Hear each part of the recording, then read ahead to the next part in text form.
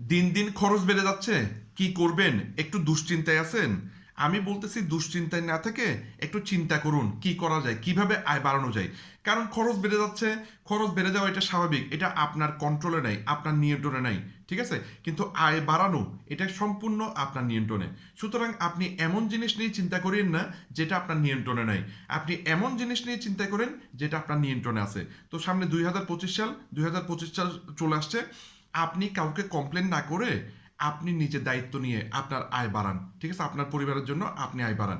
আমি কিভাবে আয় বাড়াচ্ছি সেই বিষয়টা আমি আপনার সাথে শেয়ার করব। হ্যাঁ, কিভাবে আপনি আয় বাড়াতে পারেন। আমি আপনাকে মোট 8টি আয়ের উৎস দেখাচ্ছি, ঠিক আছে? কিন্তু আয় করতে পারবেন কিনা সেটা আপনার বিষয়।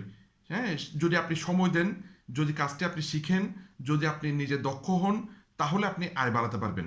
দক্ষতা ছাড়া, সময় দেওয়া ছাড়া, ইচ্ছা ছাড়া কখনো আপনি আয় বাড়াতে পারবেন না। শুধু আমি আপনাকে সাহায্য করতে পারি, আমি আপনাকে গাইডলাইন দিতে পারি, ঠিক আছে?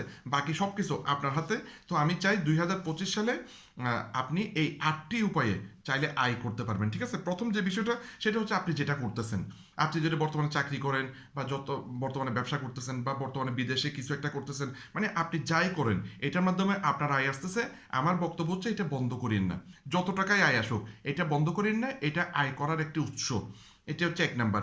দ্বিতীয় নাম্বার যে বিষয়টা সেটা হচ্ছে আমি আপনাকে একটা বিজনেস অফার দিতে পারি। হ্যাঁ, আপনি চাইলে আমার সাথে পার্টনারশিপে বিজনেস করতে পারেন। হ্যাঁ, পার্টনারশিপে বিজনেস করতে পারেন। তাহলে সেখানে অনেকগুলো ভালো পণ্য আছে, পণ্যগুলো আপনি সেল করতে পারেন, বা পণ্যগুলো আপনি শেয়ার করতে পারেন। কিভাবে সেল করবেন এটা আমি আপনাকে শিখাই দিলেও যদি না পারেন তাহলে আপনার করার দরকার নেই, ঠিক আছে? আপনার ইচ্ছা লাগবে, আপনাকে শিখতে হবে জিনিসটা। তাহলে আপনি আমার সাথে বিজনেস পার্টনার হয়ে আপনি প্রোডাক্ট সেল করার মাধ্যমে আপনার আয় বাড়াতে পারেন। 3 নাম্বার যে বিষয়টা সেটা হচ্ছে আপনি যখন দক্ষ হয়ে যাবেন তখন আপনি পার্টনারশিপ বিজনেস করতে পারবেন। তার মানে পুরো বাংলাদেশে এবং বাংলাদেশের বাইরে আপনি অনেকজন পার্টনারকে নিয়ে কাজ করতে পারবেন, দলগতভাবে কাজ করতে পারবেন। সেখানেও কিন্তু আপনি আয় করতে পারবেন, আপনার বিজনেস বাড়বে।